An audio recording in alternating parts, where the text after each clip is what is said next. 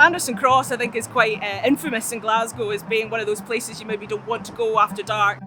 So what we're trying to do at the moment is to make the space much more attractive for people to move through, feel safer, work with the community, and provoke some thinking on climate change and what it's going to do to our environment.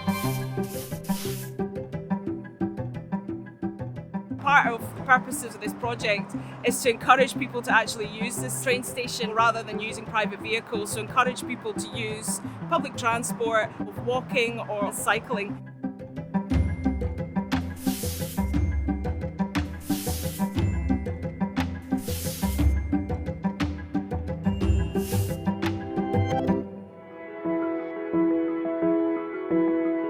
The theme for the project is water, so it's called Waterworks. So we went for really bright primary colours to make something that broke out of the aggressiveness of this space. So it was really interesting to start mapping around the flow of people and how people interact with the space, the shortcuts they might take, sort of organically shaping the designs and the graphics around that. So it sort of encourages the wayfinding, but also gives a really nice background to someone's everyday commute.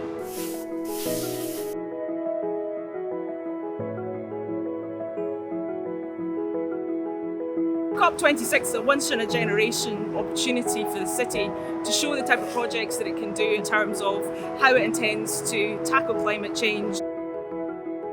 We're working with our other partners and civic engineers who have introduced a rain garden. And what the rain garden does is, through a combination of soil and plants, to take water that's dirty and to clean it before it goes back into the system.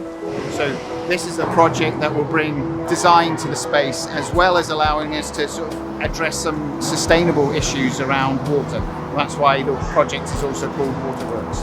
The climate emergency has been declared in Glasgow, as it has in many other cities. So the idea that we give some thought about how water works in an urban environment, how we manage the flow of it from the streets to the river and into the other systems that we've got, is really critical.